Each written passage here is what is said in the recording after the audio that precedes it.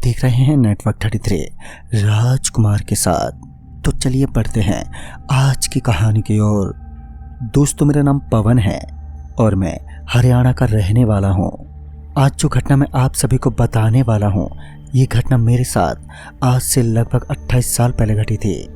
रात के अंधेरे में चारों तरफ केवल और केवल खामोशी के अलावा सन्नाटा ही नजर आ रहा था।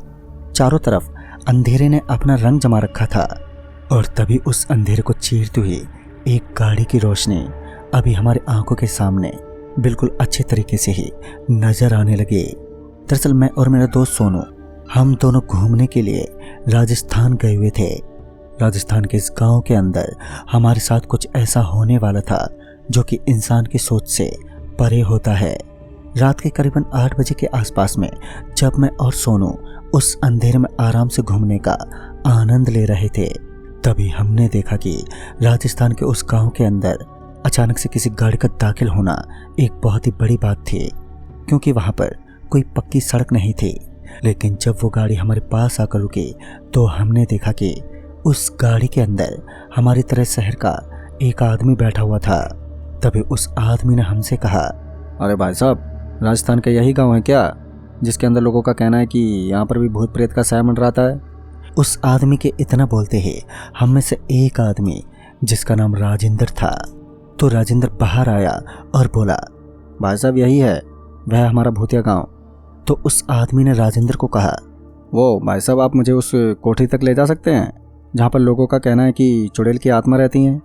मुझे तो एक बात समझ में नहीं आई, क्योंकि भूत प्रेत होते भी हैं तो उसके बाद चुड़ैल की आत्मा कहाँ से आ गई। मैं अपने सर को कुचलते हुए उनके पीछे चल पड़ा। दरअसल वे लोग मुझे वहां से थोड़ी दूर अपनी एक हवेली के पास लेकर गए। वह हवेली दिखने में काफी पुरानी महसूस हो रही थी। चारों तरफ उसके ऊपर में काले काले दाग लगे हुए थे। उस हवेली को देखने के बाद ये साफ साफ महसूस हो रहा था कि ये हवेली पुरानी पड़ी है। उसके बाद वह आदमी उसके अंदर चल पड़ा। उस आदमी को उस हवेली में जाता देख हम लोग भी उसके पीछे पीछे चल पड़े। वहां से थोड़ी दूर आगे जाने के बाद वो आदमी एकदम से चिल्लाने लगा और उसके तुरंत बाद ही वहां से बाहर निकल गया। लेकिन जब हमने उसे चिल्लाने का कारण पूछा तो तभी ऊपर से एक आवाज आई। वो आवाज उसी आदमी की थी, लेकिन वह आदमी तो मेरे बिल्कुल करीब खड़ा था, तो फिर उसकी आवाज आना बिल्कुल भी संभव नहीं था। लेकिन ऐसा कैसे हो रहा था, यह बात तो मेरी भी समझ से बाहर थी। लेकिन उसके बाद वह आवाज बार बार आने लगी और जब हमारी नज़र नीचे खड़े उस आदमी पर पड़ी तो हमारी आंखें फटी की फटी रह गईं, क्योंकि इस बार हमने देखा कि वहां पर कोई भी आदमी दिखाई नहीं पड़ रहा था। चारों तरफ खामोशी नजर आ रही थी। सच में उस वक्त मैं तो हैरान रह गया। मैं डर के मारे कांपने लगा और मुझे तो समझ में नहीं आया कि यह सब क्या हो रहा है। और फिर मैंने भी ज़्यादा टाइम नहीं लगाया और वहाँ से तुरंत ही निकलने लगा, ताकि हम उस हवेली के करीब भी बिल्कुल भी ना रहें। लेकिन जब हम वहाँ से निकलने की कोशिश कर रहे थे कि तभी हमने पाया कि हम दोनों उस हवेली से भागने की बजाय सीधा उस काली हवेली के अंदर दाखिल हो गए। अब मेरी तो आंखें एकदम से फटी की फटी रह गईं। हम दोनों को उस हवेली के अंदर तो पहुंचना ही नहीं था, लेकिन अचानक से उसके अंदर हम कैसे पहुंच गए, यह बात तो हमारे भी समझ से बाहर थी। लेकिन उसके बाद हमने किसी तरह वहां से निकलने की कोशिश की, लेकिन अब हमें वहां का कोई भी दरवाज़ा नज़र नहीं आया। हम लोग ये बात अच्छे तरीके से समझ चुके थे कि आज हम बहुत ही बड़ी मुसीबत में फंस चुके हैं। और तभी हमें किसी के कदमों की आहट सुनाई देने लगी। उस आवाज़ को सुनकर हमारे तो बदन के अंदर एकदम से पसीने छूटने लगे। लेकिन जब वह हमारे सामने आया था तभी हमने देखा कि ये तो वही आदमी था जो कुछ देर पहले इस हवेली के अंदर दाखिल हुआ था। यानी कि जो आदमी गाड़ी से लेकर इस गांव के अंदर पहुंचा था और खास करके इस हवेली के लिए आया था। मेरी तो जान में जान आई और उसके बाद वह आदमी हमारे सामने आकर बैठ गया और तभी हमें किसी तरह चैन की सांस लेने के लिए थोड़ा आराम मिला।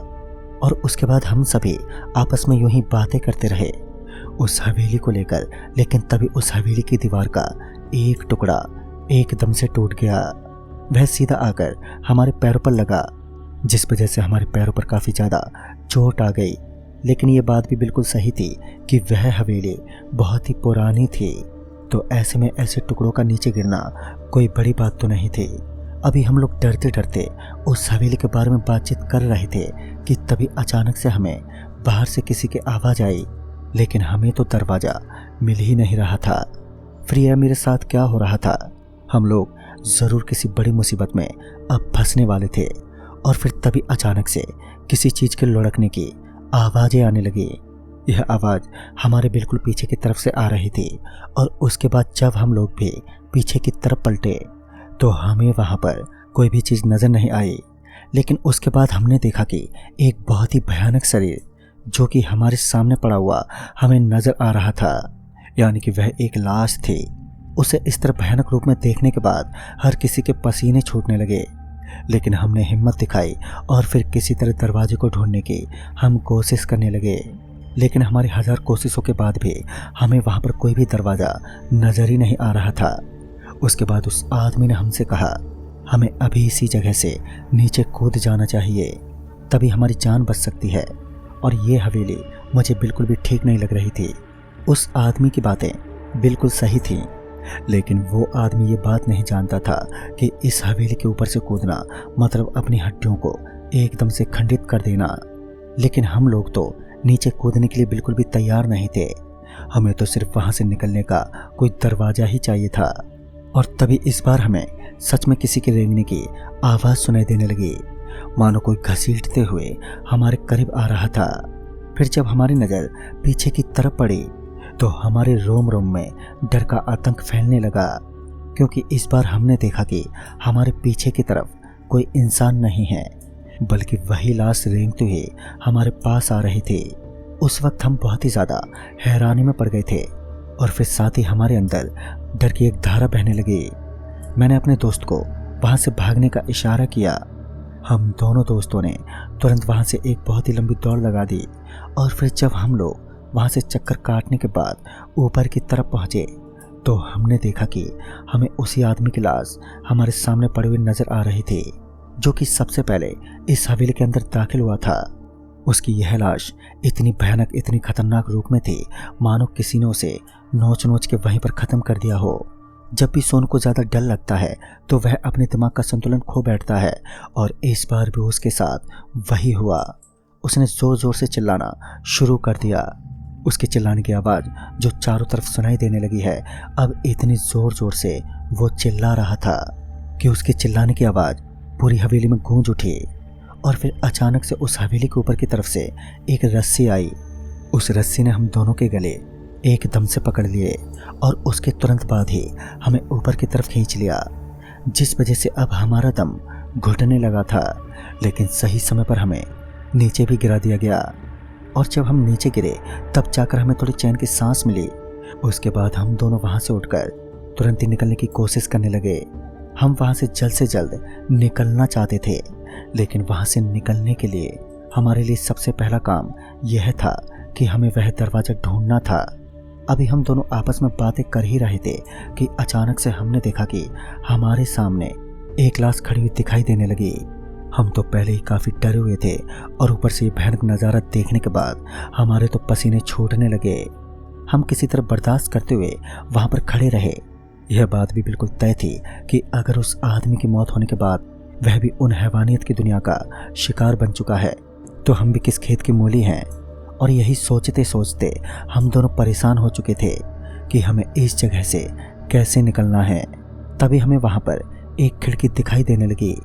तभी हम दोनों ने उस खिड़की से जाकर कूदना ही ठीक समझा। लेकिन वहाँ तक जाने के लिए हमें बहुत ही ज़्यादा सोचना था, क्योंकि उसके पास जाने के लिए कोई भी सीढ़ी या कोई भी ऐसी चीज़ नहीं थी जिसके द्वारा हम वहाँ तक पहुँच पाते। मगर वहाँ पर कुछ पत्थर लगे हुए थे जिनके द्वारा हम उनके करीब पहुँच सकते थे। और उसके बाद हमने वही किया। हम लोगों ने उन पत्थरों पर चढ़ना शुरू कर दिया, और तभी हमें बहुत ही भयानक आवाज़ें सुनाई देने लगी। लेकिन इस वक्त हमने किसी भी चीज़ पर ज़्यादा ध्यान नहीं दिया और चुपचाप उन पत्थर पर चढ़ते रहे।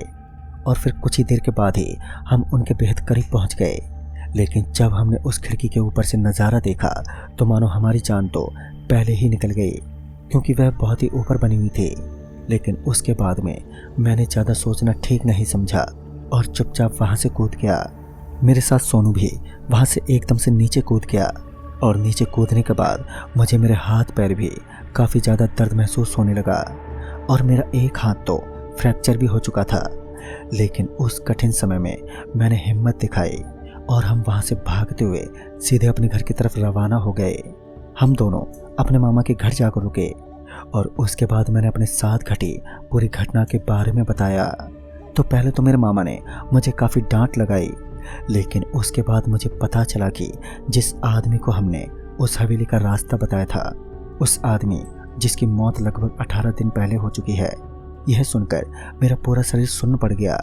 लेकिन उस दिन हम किसी भी तरह अपनी जान बचाकर निकल गए। तो दोस्तों, इस कहानी में बस इतना ही। कहानी आपको पसंद आई हो तो लाइक शेयर जरूर करें और साथ ही हमें कमेंट बॉक्स में ज़रूर बताएं। तो मैं आपका दोस्त राजकुमार जल्द ही मिलूँगा ऐसे ही एक और नई कहानी के साथ। तब तक के लिए बाय एंड टेक केयर।